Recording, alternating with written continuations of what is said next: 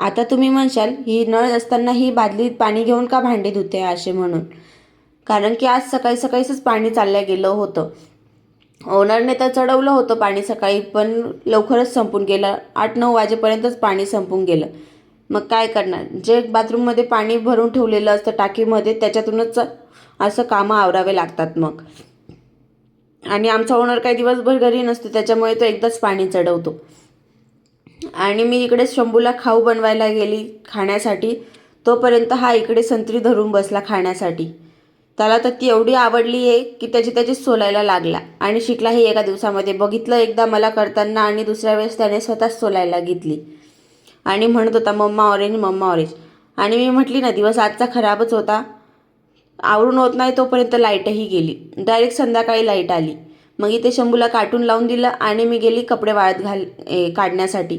कालचे वाळत असलेले कपडे आज काढायला घेतले, कारण की ऊनच पडत नाही आहे. परत आभाळाचं कामं चालू होऊन गेले. नुसतं सारखं सारखं आभाळ येतं. कपड्या घड्या करून आणल्या होत्या बाहेरूनच. मग आता फक्त वेगवेगळे कपडे करून ठेवले आणि त्याच्या जागेवर लावून ठेवले. शनिवारी बाजारात गेली नसल्यामुळे आज मंगळवारच्या बाजारात जावे लागलं. भाजीपाला घेऊन आली आणि तोच व्यवस्थित नीटनेटका साफ करून फ्रीजमध्ये ठेवायला घेतला. मेथीची भाजी आणि कोथिंबीरीला तर खूप अशी माती होती.